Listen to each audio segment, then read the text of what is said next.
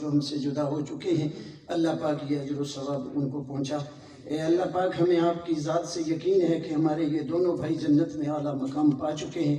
اللہ پاک پھر آپ سے درخواست ہے کہ اپنے فضل و کرم سے اور اپنے رحمتوں والے نبی حضرت محمد رسول اللہ صلی اللہ علیہ وسلم کے طفیل ان دونوں مرحومین کی قبروں کو بھی جنت کے باغ بنا، اور یا اللہ جنت میں اعلیٰ انہیں درجات عطا فرما، اور جنت میں اپنے نبی کی جماعت صحابہ کی سنگت انہیں عطا فرما۔ اے اللہ پاک، یہ نیک کام اللہ پاک ان سے آپ نے لیا، اور یا اللہ اس تنظیم کی پوری ٹیم جو 24 گھنٹے اس کے لیے محنت کر رہی ہے، اللہ آپ کے نبی صلی اللہ علیہ وسلم کا ارشاد ہے کہ خیر الناس من ینفع الناس، سب سے اچھا وہ ہے جو لوگوں کو نفع پہنچانے کا کام کرے۔ اے اللہ یقیناً یہ سب سے بہترین نفع کی بات ہے۔ اے اللہ پاک، آپ ان سے خدمت لے رہے ہیں، اے اللہ پاک ان سب کی اس خدمت کو قبول فرما، اور یا اللہ ان کو اس کا بہترین اجر عطا فرما، اور یا اللہ ہم سب کو ان سے تعاون کرنے کی توفیق عطا فرما، ہمت عطا فرما۔ اللہ آپ نے قرآن میں فرمایا ہے کہ وَتَعَاوَنُوا عَلَى الْبِرِّ وَالتَّقْوَىٰ، نیکی کے کاموں میں ایک دوسرے سے تعاون کیا کرو۔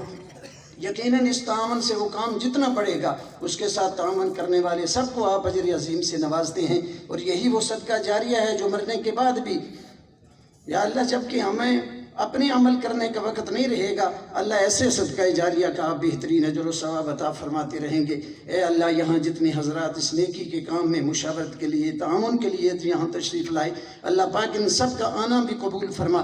جتنی دیر یہاں بیٹھے ہیں، بیٹھنے پہ ان سب کو اجر عظیم عطا فرما۔ اے اللہ جنہوں نے آج موقع پہ تعاون فرمایا ان کا بھی یا اللہ قبول فرما، اور باقی سب کو بھی یا اللہ اس نیک کام کے ساتھ ہمیشہ سے تعاون کرنے کی توفیق عطا فرما۔